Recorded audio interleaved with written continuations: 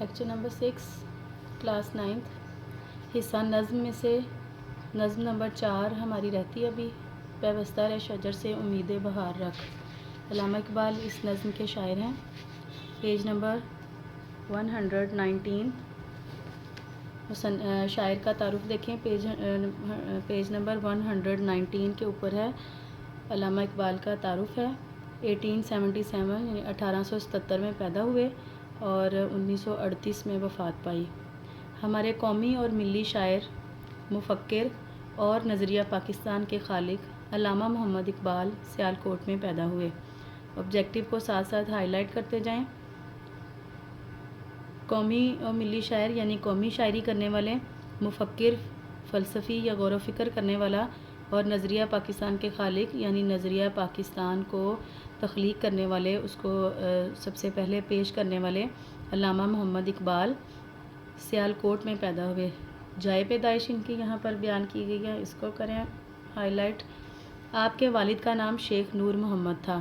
شیخ نور محمد کو آبجیکٹیو میں مارک کریں۔ آپ نے ابتدائی تعلیم سیالکوٹ سے حاصل کی، یہاں پہ سیالکوٹ آبجیکٹیو ہے۔ گورنمنٹ کالج لاہور سے فلسفے میں ایم اے کیا۔ اس پورے کو ہی مارک کر لیں کہ کہاں سے انہوں نے فلسفے میں ایم اے کیا یا گورنمنٹ کالج لاہور سے کس مضمون میں ایم اے کیا فلسفے میں۔ اعلیٰ تعلیم کے لیے یورپ گئے، یہاں یورپ کو مارک کریں گے، اور وہاں سے بار ایٹ لا اور ڈاکٹریٹ کی ڈگریاں حاصل کی۔ بار ایٹ لا اور ڈاکٹریٹ یہ لا کی ڈگریاں ہوتی ہیں، یعنی قانون کی تعلیم ہوتی ہے۔ قانون کی تعلیم حاصل کی انہوں نے اور اس کی ڈگریاں حاصل کی یورپ سے۔ وطن واپسی پر وکالت کا پیشہ اختیار کیا، چونکہ قانون کی تعلیم حاصل کی تھی اس لیے وکالت کرنے لگے۔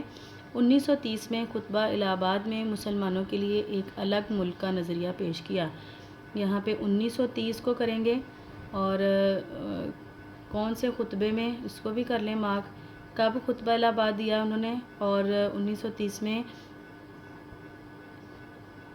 کس میں انہوں نے مسلمانوں کے لیے الگ ملک کا نظریہ پیش کیا، خطبہ الہ آباد میں۔ دونوں طرح سے اس کا آبجیکٹیو آ سکتا ہے۔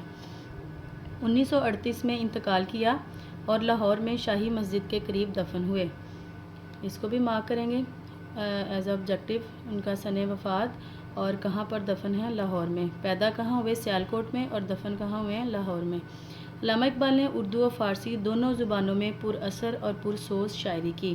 پر اثر یعنی اثر بھری، بہت زیادہ ان کی شاعری میں اثر تھا کہ پڑھنے والوں کے دلوں پر اثر کرتی تھی، اور پرسوز تڑپ دینے والی یا درد والی شاعری انہوں نے کی، اور اردو اور فارسی دونوں زبانوں میں کی۔ اردو اور فارسی کو ایز آبجیکٹیو مارک کریں۔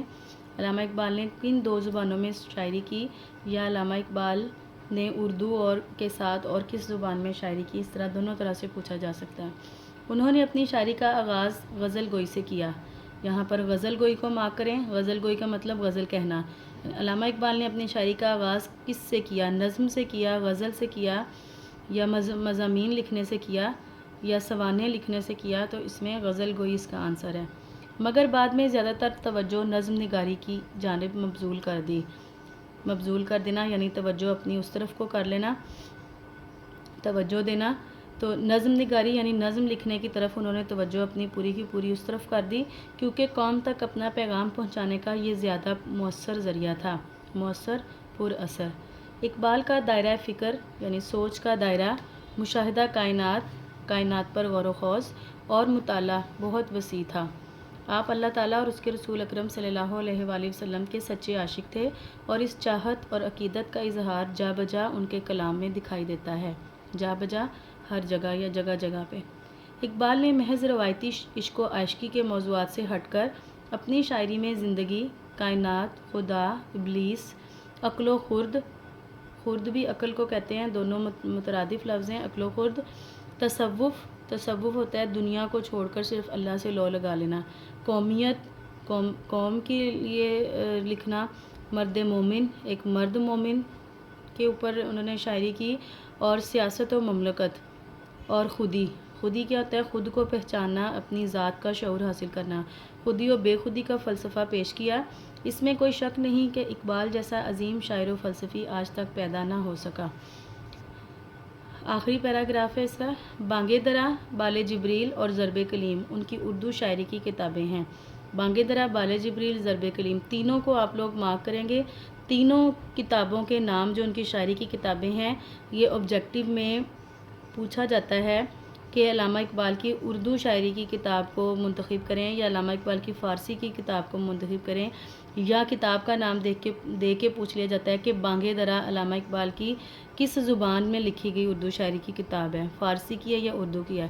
تو اردو کی 3 کتابوں کے نام یہاں پر بتائے ہوئے ہیں: بانگ درا، بال جبریل اور ضرب کلیم. ارمغان حجاز میں بھی کچھ حصہ اردو نظمیں شامل ہیں، جبکہ اس کا غالب یعنی زیادہ تر حصہ فارسی میں ہے. فارسی کے دیگر شعری مجموعوں میں پیام مشرق، جاوید نامہ، زبور عجم، رموز بے خودی اور اسرار خودی شامل ہیں. اب یہ فارسی کے آگے دیگر یعنی اور دوسرے جو شعری مجموعے ہیں ان کے نام سارے کے سارے ہیں. فارسی کی کتاب کا نام بھی پوچھا جا سکتا ہے. جاوید نامہ جیسے ہے تو نام سے لگ رہا ہے کہ یہ اردو کی شاعری ہوگی، لیکن یہ فارسی شاعری کی کتاب ہے. جاوید نامہ، پیام مشرق، زبور عجم، رموز بے خودی اور اسرار خودی. یہ لاسٹ میں ساری کتابوں کے نام جو ہیں یہ آپ لوگوں کو یاد ہونے چاہیے کہ کون سی کتابیں اردو شاعری کی ہیں، کون سی کتاب جو ہے وہ آدھا حصہ فارسی اور آدھا اردو ہے، ارمغان حجاز، اور فارسی کی کون کون سی ہیں. یہ سارا آبجیکٹیو میں آپ لوگوں نے پریپیئر کرنا ہے.